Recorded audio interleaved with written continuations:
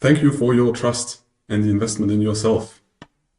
Your future self most likely will thank you this decision if you study all the content we have prepared, a lot of hours, that you study it and then you get the information in your bloodstream and you integrate those golden nuggets you will get in this in your daily routine and in your trading as well.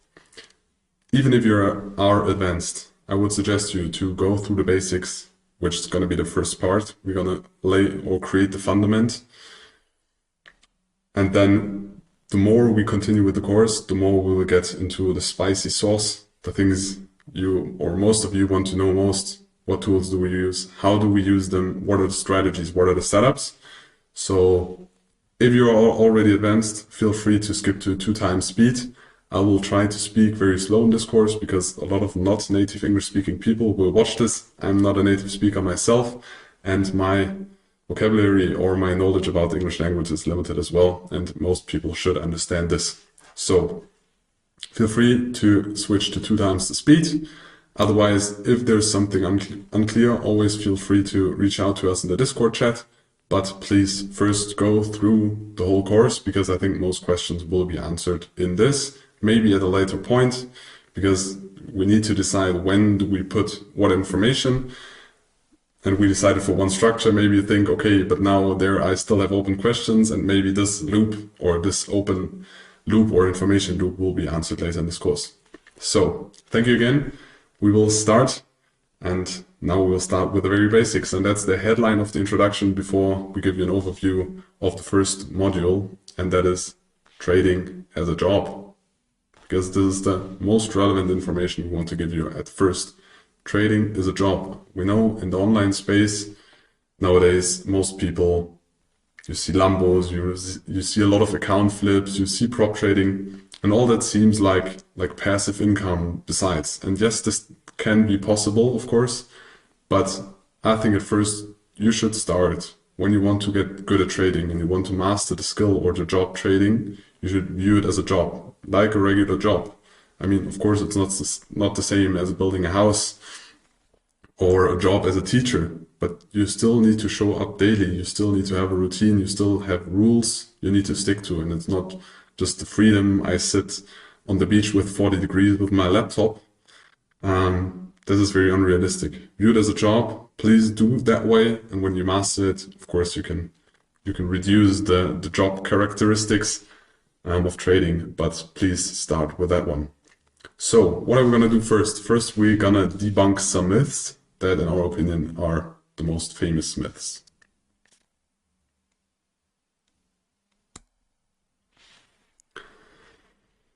So, trading is not an easy job. As I already told, most people fail in this job, and it is a job. It's not easy.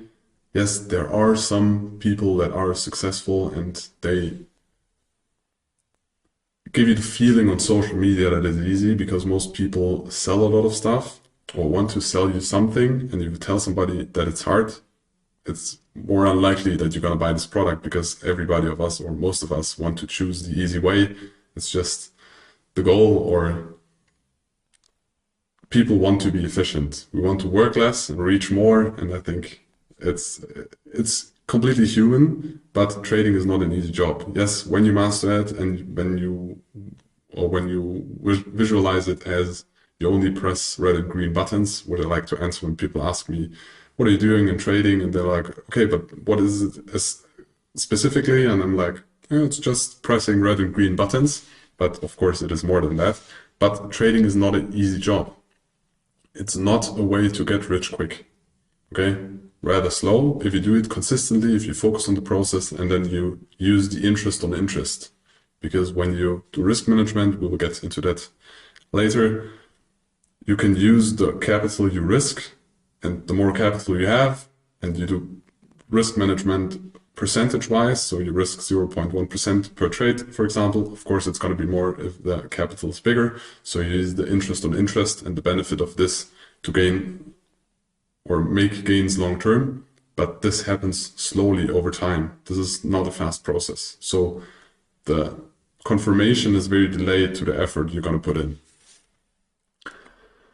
And please do not hope for a lucky strike. A lot of people open like risk to reward trades with 1 to 100, but the hit rate is going to be so low. The likelihood of you sticking to this trade is so low. Don't hope for the lucky strike. Develop a process, develop a routine, and then stick to it long term. On the internet, you see, in every space, you see the lucky guys, the guys that made it, but you don't see the thousands, tens of thousands, millions of people that failed in this. For example, in the beginning when I started, I know in the crypto space there was high stakes capital. He's still on Twitter nowadays. He started with a very small account and publicly traded it and was publicly on the broker leaderboards to I think 150 million. But then he also crashed down to 20 million again. And of course he recovered, but thousands of people tried the same and they failed, but you don't see him. They don't have the same following. So the way you see the success in the space is always shifted because you only see the successful ones and you don't see the ones that fail, or you see way less people that fail than people that succeed. If you want to hope for a lucky strike, or then just go gambling, do sports betting, do the lottery, or gamble, but don't view it as trading. We don't view it that way. We don't want to teach you that way. View it as a job. Now, what trading really is. Trading is a process, or the repetitive process of short-term financial decisions.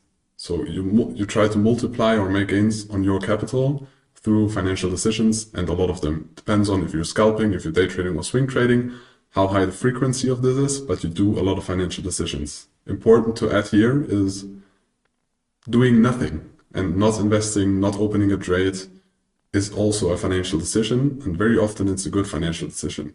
It feels kind of wasted time when you do analysis and then you decide, okay, but now I'm going to do nothing, but very often it's good. Rule number one is always preserve your capital, protect your capital, don't lose capital. And you don't need to trade. Yes, it feels kind of weird in the beginning because you invest the time and then you want to do something, but very often if you don't feel safe, it's not a very good setup, you feel like the market conditions are not the ones you're used to, just don't make a financial decision. This can be one as well. But trading as itself is, the goal is to increase your capital through short-term financial decisions, because otherwise it would be investing. So you should build a process to achieve consistent profits in the markets. This should be logical, so it should not be, oh, I heard this. You should understand the logic behind it, why you do it. We're going to go deeper into that when we explain the strategy. We don't just explain, oh, you do ABC and that's going to work. You need to understand why it's working or what's the logic behind it, because otherwise it's going to be very, very difficult that you have trust in the strategy and to stick to it long term. And the process you need to develop and the data you need to gather. You can also quantify your gut feeling. If you trade stocks and you're in a circle with a lot of friends and you talk a lot about stocks and then you started trading stocks and you feel like it's going very good. It's difficult if you don't add a lot of fundamental analysis, maybe just a little bit, but most of it for you is like the gut feeling. You see the charts, you see the news, and you see the way you talk with your friends. And you say, okay, the biggest part in the trading decision is a gut feeling. Of course, it's way more difficult to quantify than an algorithmic system where you just analyze indicators or fundamentals. But you can also quantify and use statistics for your gut feeling. If you just document the process and then document the data and then you evaluate the data. So the goal is to achieve consistent profits over long term, and you need to outperform the market. Otherwise, your time investment in the market is not going to be worth it. So another and the last important things we decided to put here at the beginning is that you need to be there every day. Yes, it does not sound like fun. Maybe in the beginning it's fun, but at some point it's going to get repetitive as in most jobs.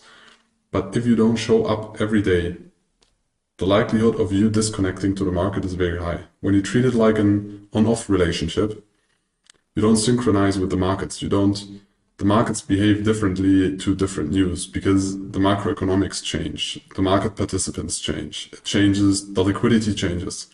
And you need to be in sync, so you need to synchronize with the markets, and then you At some point you start to connect the information, the analysis you do, the fundamentals, the technicals, the way the markets behave. If you look at the order book, but also if you look at the price action intraday, what happens there? What impact do news have? And for that, you need to be in the market every day. You need to connect the things you read in the morning, the analysis you do, with the results. And if you don't do it, it's going to be very difficult to be consistent profitable if you just treat it like an on-off. It's like, oh yeah, now I have time to do it, and now I don't, and then I have time to do it. You should, if you want to master the skill, have a period where you intensively, and we will go to examples of that later, in routines, where you really stick to the market and you focus on the market as much as you can, so your brain once established structures that you can then, when you have those structures and you have those connections and those routines, and once you have been used to that, you can stick to that later. So when you have a break, for example, for me over the past 4 years, I think at all, there were only 3 weeks where I was not looking at the markets, where I was not checking the news, where I was not checking the prices of the assets. One reason was because in Africa there was the internet was pretty bad, somewhere out of civilization, and the other time was when I wanted to spend the week with my friends and don't want to get like distracted. But in the beginning, it is so important. Be there every day. And in the beginning, it can be only 5 minutes in the morning where you read a financial newsletter, and maybe 5 minutes in the evening where you check, okay, this is what I thought that it's going to bring, and this is what happened in the markets. So you just get a feeling for it. Very important. This is, in our opinion, what trading really is.